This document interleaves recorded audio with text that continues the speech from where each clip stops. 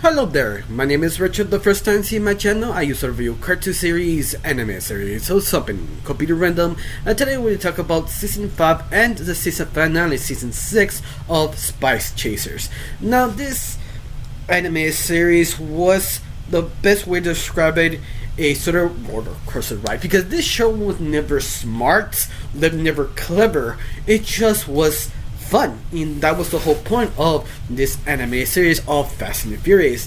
Yet I feel they sort of delivered almost everything you expect this type of series will give you, especially with Season 5, in my opinion, was probably the best season of all 6 seasons, because Season 5 was short, was 8 episodes, and they chose a villain that we know was very enjoyable, Korchak, that he was that sort of interesting villain that he is, sort of the penguin of this franchise, that he's big, fast, and very talented. He sort of understand how to take down the kids, especially his right-hand man, Rusty. That it's weird to see Rusty and Korchak sort of combine their power together to stop the kids, because they have this sort of weird chemistry that works super well, because they're sort of very different, because Korchak is like very violent and kind of hurry, just kill the kids, and you have Rusty that is sort of chill, relaxed when we get there,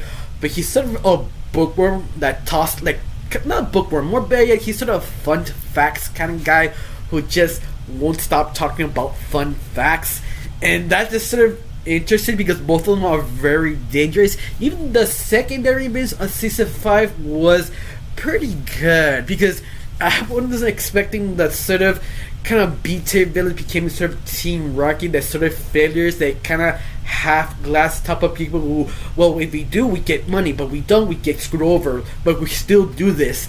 And that is were very enjoyable. Maybe because Season 5 was sort of interesting because they took down Tony and figured out how he copied his driving abilities to AI so they could make it like a super weapon.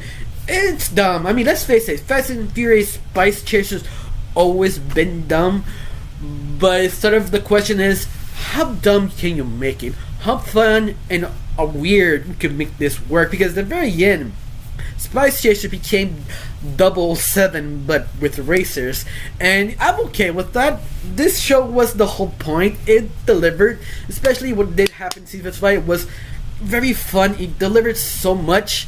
Now, I was expecting so much more in Season 6, because Season 6 was the finale, that you expect something grand, big, and they sort of did deliver, because the only problem is, meaning the villain, was called Dan. That was the name of the main villain of the final season.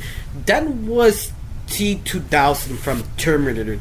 She was sort of strong, scary, kind of quietly, but her motivation to take down the team and why destroy the whole world, because she's kind of like a environmentalist kind of a person, that she was created to make humanity help each other and become stronger in a way. And that was sort of interesting because it never really gave her a strong motivation, but to counter that, they give her sort of intimidation that you don't know where she is. Like, she can shit to any person she wants to. It made her kind of scary. That's why I compare her to the T-2000, that she could change her features. She's like 10 times stronger than the kids. She's like twice as smart than everybody, and she can move like lightning.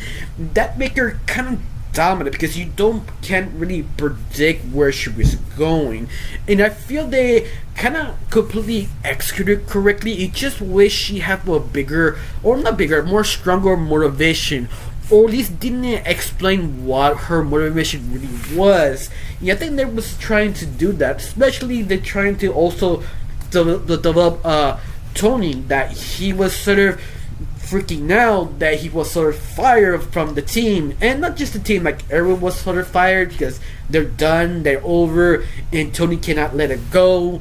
And that it was interesting to see him sort of breaking down with Cisco, and Cisco was cool with it. I mean, the whole team was sort of cool with it. I mean, it's over, we have our fun. But I love it how Tony, they attempted to develop it, even that Tony is not the best developed character of the whole cast, because let's face it, none of the kids are well developed. You understand their personality, but he never really forced them to evolve. They sort of just, yeah, this is our base personality. We just the angry type, the happy type, the nerd type, but they sort of have fun with it. That's it. I mean, you really expect that much. So I kind of wish there wasn't basically 12 episodes. It's something I kind of wish they just turned into 8 or 6, because the twist, you find out Dawn is a machine AI who's trying to take over the world. That I feel you could patch all that in 8 episodes, 10, 12. Yeah, I think that's the only problem he has. But to counter that, they did give you the highlights of the whole series, like old villains, old characters returning, understanding what they became, texts for the kids who changed them. That was sort of interesting. It's almost like this great goodbye for the fans who enjoy and watch each season. And you know what? I have a great time. Even though I kind of complained about T-1000 Dan, that she was a good villain. I'm not gonna lie. That I kind of wish they did a bit more for her, but all of that, it worked. I enjoyed it. I mean, I could nitpick to that season 6, but at the end, it's still enjoyable. I don't know you.